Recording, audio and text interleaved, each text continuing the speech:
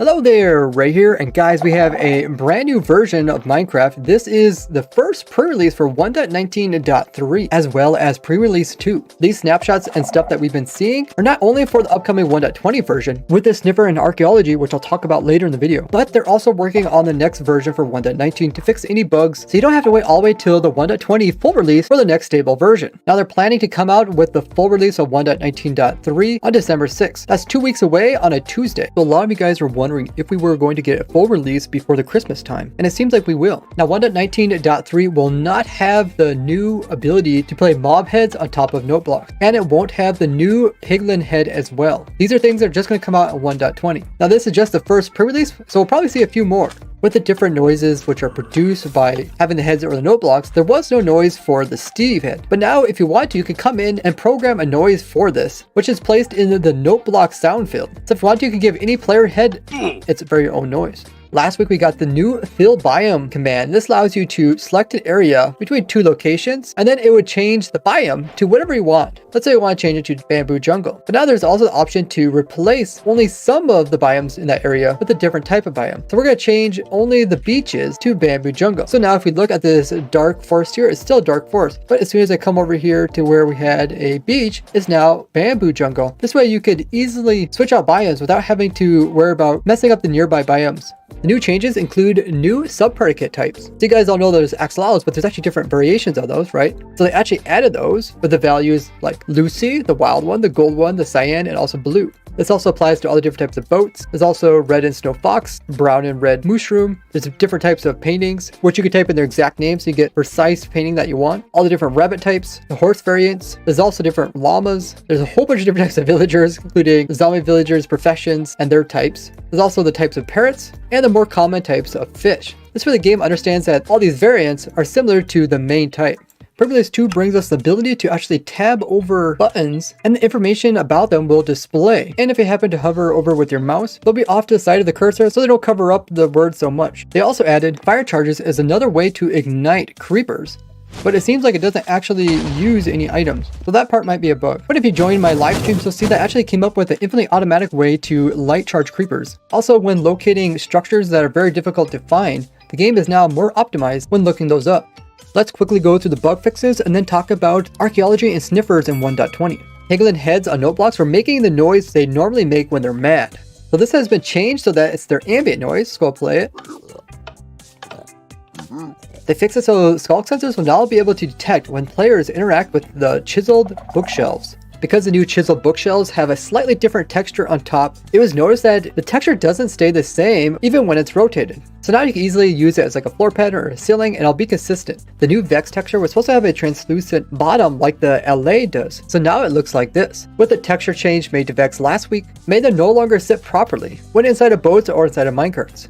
You might notice that LAs weren't very good at pathfinding and would end up sometimes making circles. This was a problem just introduced in these snapshots, but it's now resolved. It seems with some recent changes to piglins, they accidentally made the suffocation point for the mob a little bit too high. Here you can see this red line, that means they'll suffocate. Here's a white line. This is the edge of what they can hit up against. Because the red line is higher than the white line, they can actually suffocate in blocks that they're technically not even inside. I noticed this on my stream, and you can actually see the effect, which is when mobs try to hop through small holes, they take damage. Bees will no longer get stuck inside of non-full blocks like fences. Now some shorter mobs won't be able to hit players on top of the camel. This includes wither skeletons, cave spiders, goats, zoglins, pandas, blaze, slimes, and magma cubes. When villagers were in water, they weren't able to pathfind out. This bug affected a lot of different types of mobs. With the fix, you shouldn't have this problem anymore. In the deep dark biome where the skulk blocks are normally at, the world was actually generating too much copper. So take advantage of this before updating to 1.19.3, where this has been removed. Axolotls were doing really weird things when they're pathfinding, and they would end up sometimes trying to walk towards the dangerous area instead of just completely avoiding it. Leave a like for 1.20. Sometimes on Twitter, the Mojang developers will give sneak peeks to upcoming features. And last week, Olruf put out this tweet saying this update is going to be awesome when it's done and dusted. Are you guys excited to see what else we're going to dig up for you? This sentence has two references to the archaeology update. The dusted part refers to using the brush to dust off the dirt so you can expose the artifacts. And the digging reference is to archaeology, where they dig down into these structures to learn information about Minecraft's past. So I replied saying, I see what you did there. This most likely indicates that we're going to get archaeology in the full release of 1.20. Since 1.20 is not expected to come out until 2023, and the current features in 1.20 are already working fairly well. That means there's plenty of time to add archaeology in before the full release. Make sure you follow me on Twitter at RaysWorks so you get informed when I notice these things. Now, archaeology was something they actually first showed way back in 1.7 for the Minecraft Live event 2020. So we know that there's going to be brushes, which the player can take. Looks like there's different types of them. These are things you're going to use inside of the structure. Now, these new structures would be placed throughout the game, kind of like how fossils are inside of deserts or swamps. And you would find these runes most likely hidden, and then you would have to slowly excavate in order to not destroy the actual artifact. Now, the brush is used to actually remove layers of the block,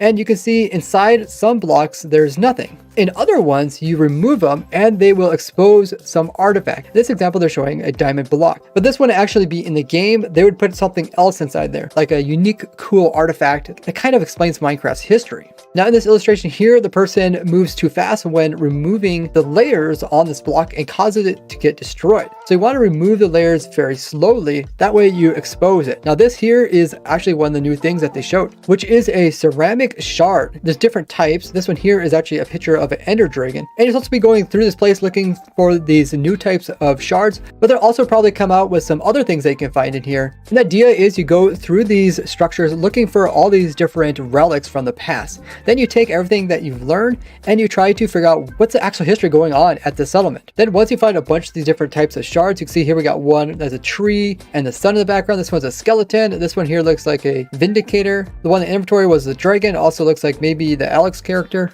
Then you could take these shards and place them onto these new clay vases. On this one, you can also see there's a shard of a cow. Now you can actually just right click them onto there and then they will stick onto there. And then this way you can kind of take something from the past and add it onto these new ones. You could then lay a fire underneath of each of these clay pots. Over time, this would cook the pot and put these paintings directly onto them. We're not too sure what exactly you could do with the pot, but it's most likely you can store stuff inside. Maybe you can store a whole bunch of something all in one block. And then maybe these pots can be picked up and it'll carry everything that's inside them. Or they just might be completely decorational. We really don't know too much about archaeology, but it's definitely going to center around these dig sites, which are going to consist of many structures, each of them probably offering something unique. The way these are laid out is probably going to be done in such a way that it's not going to be just easy looting like we've seen in other structures, just with chests, you come in and you just grab stuff and leave. They really want to illustrate how slow and tedious it is to actually acquire ancient artifacts that have been buried for many years. With the sniffer mob coming out 1.20, a lot of people thought its ancient dinosaur-like features was going to somehow tie in with archaeology. But keep in mind, archaeology is learning about past human behavior, where paleontology is learning about living things from the past. So the way they first presented archaeology means it wouldn't really be related to sniffers,